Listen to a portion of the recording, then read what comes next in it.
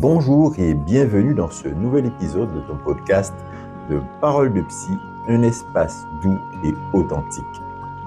Je m'appelle Rudy Stralka, psychologue clinicien et coach en développement personnel, prêt à t'aider à oser le changement et prendre le départ pour un mieux-être en soi. Si c'est ta première visite ici sur ma chaîne, je t'invite à t'abonner afin d'être informé de la sortie du prochain podcast. Aujourd'hui, je t'invite à plonger avec moi dans une blessure émotionnelle souvent silencieuse mais profondément influente, la blessure d'humiliation. Cette blessure peut conditionner notre manière d'être, de penser, de nous exprimer. Elle se faufile dans nos relations, notre estime de nous-mêmes et même dans la manière dont on se traite au quotidien.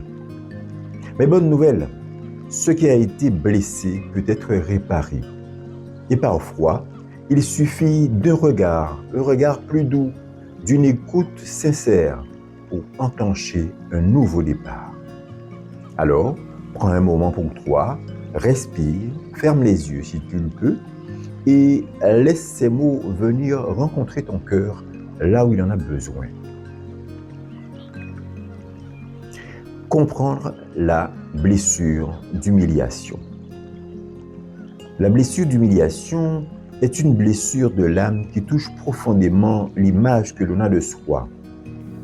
Elle prend racine dans l'enfance, souvent dans des situations où l'on s'est senti rabaissé, exposé, ridiculisé, humilié pour ce que l'on était ou ce que l'on ressentait. Ce n'est pas toujours lié à la malveillance de la part de nos éducateurs. Cela peut venir d'un simple regard, d'une parole maladroite, d'un geste qui nous a marqués. Par exemple, un parent qui se moque du corps de son enfant. Une remarque devant d'autres. Tu manges encore? Tu vas exploser. Un professeur, par exemple, qui affiche un devoir raté en disant « Voilà ce qu'il ne faut pas faire ». Alors, à travers ces expériences, l'enfant ne se dit pas « ça m'a fait honte », mais plutôt « je suis une honte ». Et c'est là que la blessure s'installe. Elle vient alors éroder la dignité, ce sentiment profond d'avoir de la valeur simplement parce que l'on existe. Comment cette blessure se manifeste dans notre vie d'adulte ? Une blessure non reconnue cherche toujours à s'exprimer.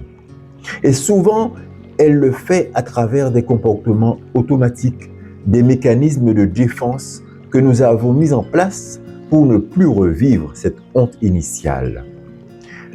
Voici quelques manifestations fréquentes de la blessure d'humiliation. La tendance à l'autodévalorisation. Tu fais une erreur et tu te dis immédiatement « Mais qu'est-ce que je suis bête !» Et là, tu utilises souvent l'humour pour parler de toi, mais toujours en te rabaissant.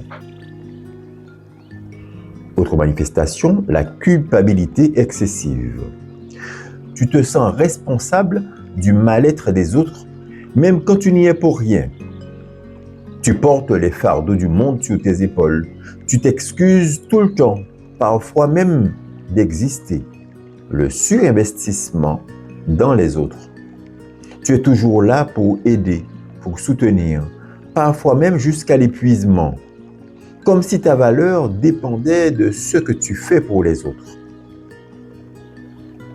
Autre manifestation, le déni de tes propres besoins. Tu as du mal à demander de l'aide, à recevoir, à dire que tu ne te sens pas bien. Tu as appris à te faire tout petit, à ne surtout pas déranger. Nous pouvons aussi noter le masque du masochiste.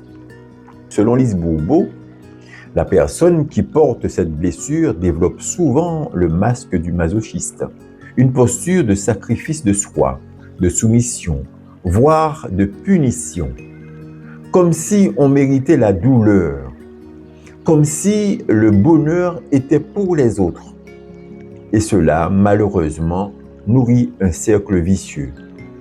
plus on se rabaisse, plus les autres nous traitent avec peu de respect et plus on renforce notre croyance que l'on ne mérite pas mieux. Maintenant, portons un regard bienveillant sur cette blessure. À ce stade, peut-être que tu te reconnais dans certains de ces comportements et peut-être que cela éveille en toi une nouvelle forme de tristesse ou de colère. Mais je veux t'inviter à faire ici une pause et à ne pas te juger. Cette blessure, tu ne l'as pas choisie. Elle s'est installée à une époque où tu faisais simplement ce que tu pouvais pour être aimé, accepté, en sécurité. Ce masque du masochiste, cette hyper-disponibilité, cette honte de soi, ce sont des stratégies de survie. Et elles ont fonctionné. Mais aujourd'hui, tu es adulte. Et ce qui a été utile hier peut devenir un poids aujourd'hui. L'heure n'est plus à la survie, l'heure est à la libération. Et pour cela, il faut d'abord regarder la blessure avec tendresse, accepter qu'elle est là, la remercier d'avoir été un mécanisme de protection, puis commencer à l'apprivoiser comme on apprivoise un enfant blessé. Maintenant, comment guérir la blessure? Guérir cette blessure ne se fait pas en un jour. C'est un chemin, un processus, un pas après l'autre. Mais c'est possible. Et voici quelques clés puissantes pour entamer ce chemin de guérison. Première clé, observer sans juger. Commencez par noter les moments où la honte surgit. Qu'est-ce qui t'a fait te sentir rabaissé? À quel moment tu t'excuserais, même sans raison? Ne cherche pas à changer tout de suite. Apprends à t'observer avec douceur. Deuxième clé, redonner la parole à ton enfant intérieur. Imagine-toi petit. Que dirais-tu à cet enfant si tu pouvais le serrer dans tes bras? Comment pourrais-tu le rassurer, lui redonner confiance? Cette connexion à l'enfant intérieur est une voie directe vers la guérison. Troisième clé, réhabiliter tes besoins. Tu as le droit d'avoir des besoins, le droit d'être écouté, d'être aidé, valorisé. Commence petit. Ose dire « j'ai besoin de repos ». J'ai besoin d'être soutenu. Tes besoins ne sont pas une gêne, ils sont légitimes. Quatrième clé, revaloriser ton corps. Souvent, la honte s'est aussi cristallisée dans le corps. Travaille la reconnexion corporelle, respiration consciente, marche, danse. Habite ton corps avec fierté. Il est le temple de ton histoire. Cinquième clé, poser des limites claires. Dire non n'est pas un rejet de l'autre, c'est un oui à toi-même. Apprendre à poser des limites, c'est réaffirmer ta dignité d'être. Sixième clé, t'entourer de relations nourrissantes.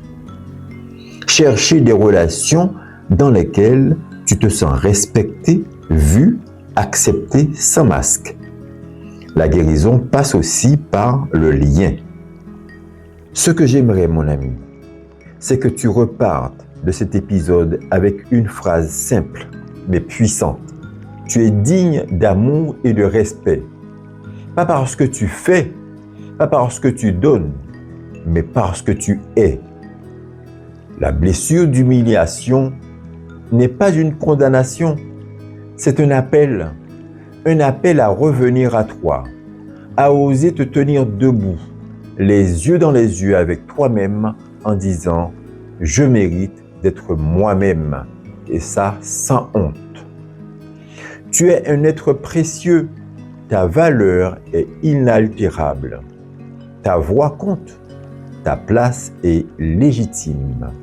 Merci infiniment pour ton écoute. Si cet épisode t'a touché, pense alors à le partager à quelqu'un qui pourrait en avoir besoin. Et si tu souhaites aller plus loin, je te propose de te rencontrer. Je te propose de travailler donc cette blessure.